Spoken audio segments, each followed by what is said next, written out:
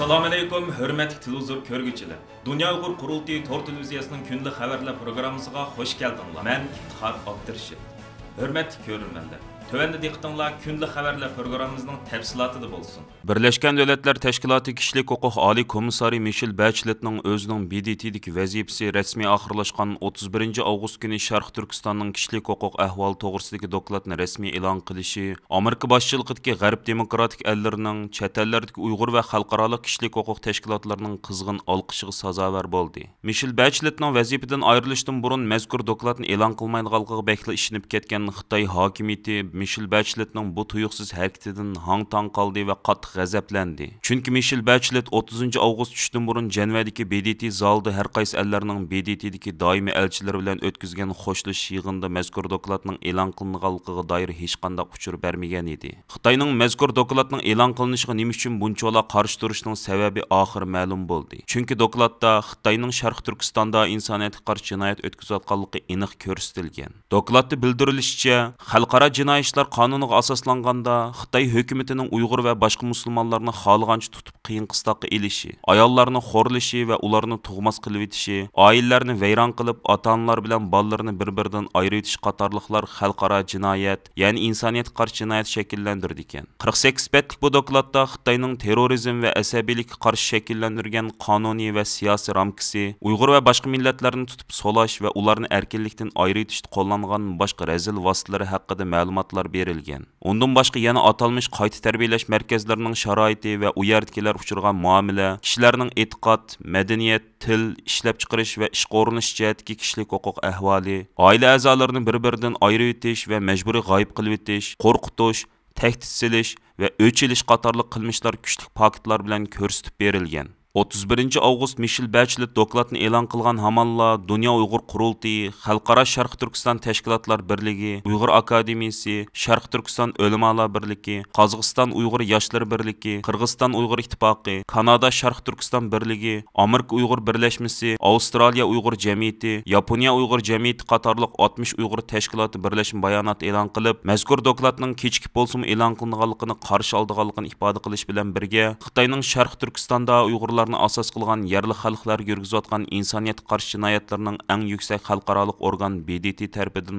rasmiy yo'sinda e'tirof qilinganligini, shunga xalqaro jamoatchilikning Xitoyning darhol jinoiy javobgarlikka tortishining va Uyg'ur irqiy qirg'inchiligini to'sib qilish uchun Xitoyga qarshi yana unumli jiddiy jazo tadbirlarini yo'lga qo'yishining to'liq zarur ekanligini ta'kidlashdi. Dunyo Uyg'ur Qurultayining raisi Dolqin Ayso apandim bayonotda mundaq deb ko'rsatdi. Bu doklad intayin muhim bir doklad. Ammo BDTga a'zo har qaysi davlatlar va BDTning har qaysi organlari amaliy harakatga o'tganda ondan mazkur dokladning ahamiyati bo'ladi. Xitoydan hisob so'raydigan payt amdi yetib keldi. Qurultay ijroiya komitetining raisi va Uyg'ur kishilik huquq qurilishining direktori Ömer Qanat apandim bayonot qilgan so'zida mazkur doklad xalqaro jamoatchilikning Uyg'ur irqiy qirg'inchiligiga inkos qaytarish uchun muhim asos yaratib berdi deb ko'rsatdi. Xalqaro Sharq Turkiston Tashkilotlar birligining raisi Hidoyatullo O'g'izxon bayonot qilgan so'zida biz xalqaro jamoatchilikni, har qaysi hukumatlarni va hukumatsiz tashkilotlarni Sharq Turkistonda yuz berayotgan irqiy qirg'inchilikni to'xtatish uchun amaliy harakatga o'tishga chaqiramiz dedi. Xitoy Tashqi ishlar ministrligining bayonotchisi Zhao Lijian 31 avgust kuni doklad e'lon qilinishidan burun bayonot berib, bu dokladning e'lon qilinishiga qarshi turganligini bildirgan. Shundaqla 30 avgust kuni Xitoyning Janvadagi vakillar o'migi BDT kishilik huquq oliy komissarlik ishxonasiga maktub yo'llab, mazkur dokladni e'lon qilmaslikni talab qilgan edi. Doklad e'lon qilinib bir qancha soat o'tgandan keyin Xitoyning Janvada turishli vakillar o'migining bayonotchisi Liu Yuyin bayonot e'lon qilib, bu doklad bo'lsa butunlay Amerika boshchiligidagi g'arb ellarining va Jungoga qarshi kuchlarning planlab chiqqan dramasi. Bu doklad tamoman maqsadli holda siyosiylashtirilgan bir hujjat. Bu Amerika boshchiligidagi g'arb ellarining va Jungoga qarshi kuchlarning kishilik huquqni siyosiy qalqon qilish niyatini to'liq oshkorlab berdi deb chalvoqidi. U yana doklad o'rin olgan dalillarni butunlay yolg'onga chiqarish bilan birga,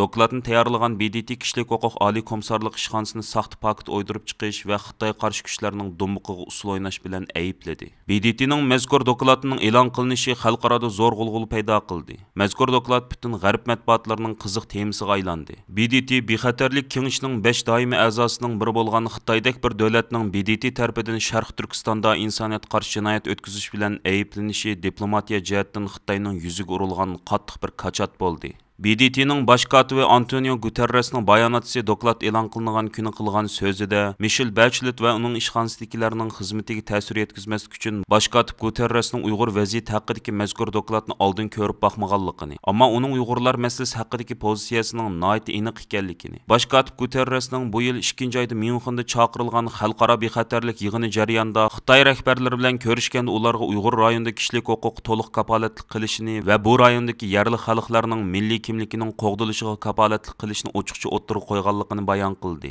Navbatda Janvada xizmat ziyoratida bo'layotgan va 30 avgust tushdan burun Janvadagi BDT zalida kishilik huquq oliy komissari Michelle Bachelet tarafidan o'tkazilgan va har qaysi ellarning BDTdagi doimiy elchilari taklif qilingan xo'shlish yig'iniga qatnashgan Dunyo Uyg'ur qurultayining raisi Dolqun Aysa afandim bu haqda istansimiz qilgan so'zida shu kungi xo'shlish yig'inida Michelle Bacheletning mazkur doklad haqida qilchi to'xtalmaganligini, buningdan o'zining qattiq afsuslanganligini, ammo shundaqdimi uning vaziyatida turib BDTdagi vazifadan ayrildigan eng oxirgi kuni mazkur dokladni e'lon qilganligidan alayda so'yinganligini, bo'libmi dokladda Xitoyning Sharq Turkistonda insoniyatga qarshi jinoyat sodir qilayotganligiga doir nihoyat keskin va aniq iboralarning o'rin olganligidan cheksiz mamnun bo'lganligini ifoda qildi. Michelle Bacheletning BDTdagi vazifasidan ayrildigan kunlar yaqinlab kelganda Amerika boshchiligidagi G'arb demokratik ellarining Janvada turishliq elchilari orqa-orqadan bayonot e'lon qilib, uningdan Uyg'urlar haqidagi dokladni vazifasidan ayrilishdan burun e'lon qilishni kuchli shaklda talab qilishgan edi.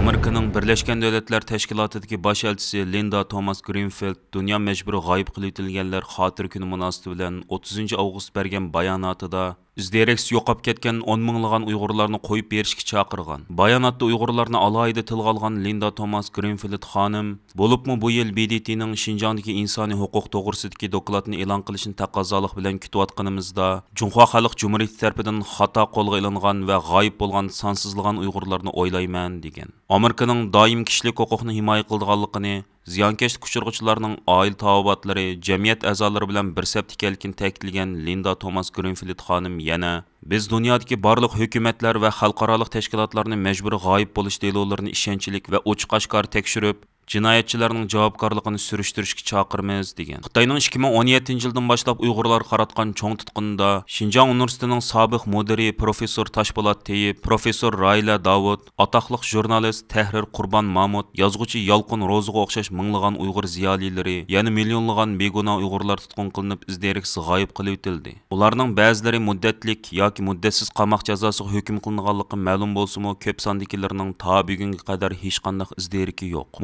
Dokladlarda ma'lum bo'lishicha, har yili o'xshamagan diktator davlatlarda odatdagi kishilar majburiy g'oyib qilinishning qurboniga aylanib, tutqun qilingandan keyin izderki bo'lmay g'oyib bo'lmoqda ekan. Dunyoda kam degandimi 85 davlatda majburiy g'oyib qilinish mavjud bo'lib, Xitoy tarafidan irqiy qirg'inchilik uchratgan Uyg'urlar bo'lsa, dunyodagi g'oyib qilinishning eng og'ir va eng zo'r ko'lamli holda ziyonkashlikka uchirg'uvchilar sifatida tilga ilinmoqda. Dunyo majburiy g'oyib qilinganlarni xotirlash kuni munosabati bilan 30 avgust kuni Dunyo Uyg'ur qurultayi, Xalqaro kechirim tashkiloti, Erkinlik uyi, Xalqaro advokatlar jamiyati kishilik huquq tadqiqot markazi, Xalqaro Tibet harakati, Angliya Hongkongliklar harakati qatorliq 30 dan ortiq tashkilot birlashma bayonot e'lon qilib, xalqaro jamoatchilikni Xitoy hokimiyatining insonlarni izdereksiz g'oyib qilib qilmishlariga qarata jiddiy inkos qaytarishga chaqirgan va Xitoydan Sharq Turkistondagi barliq tutqunlarni shartsiz qo'yib berishni va ularga to'lam to'lashni talab qilgan edi.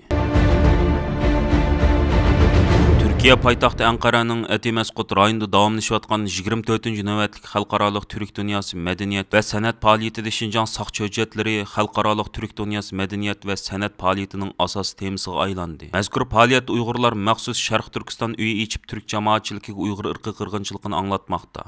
Bu faoliyatga Turkiyadan 45 jamiyat va vaqf qatnashgandan sirt O'rta Osiyo Turkiy Cumhuriyatlari ham boshqa Turkiy millatlar maxsus bo'lim ichib o'zlarining madaniyat san'atini namoyon qilmoqda. Uyg'urlar bu qatim burunqi yillardagiga o'xshamaydigan shaklda nuqtali holda Uyg'ur irqiy qirg'inchiligini, bo'libmi Xinjiang saqchi hujjatlaridagi suratlarni esib 10 minglagan odamga anglatmoqda. Faoliyat 10 kun davom qiladi. 30 avgust oqshomidagi faoliyat Uyg'ur muzikant Amir Qilich bilan ayoli Xayriniso ijod qilgan Shonliq Turkiya nomli naqsh bilan boshlandi. Uyg'ur naqshchi Abdulla Ko'sa Uyg'ur naqshilarini Istanbuldan kelgan Uyg'ur yoshlar Uyg'ur samosi o'rinladi.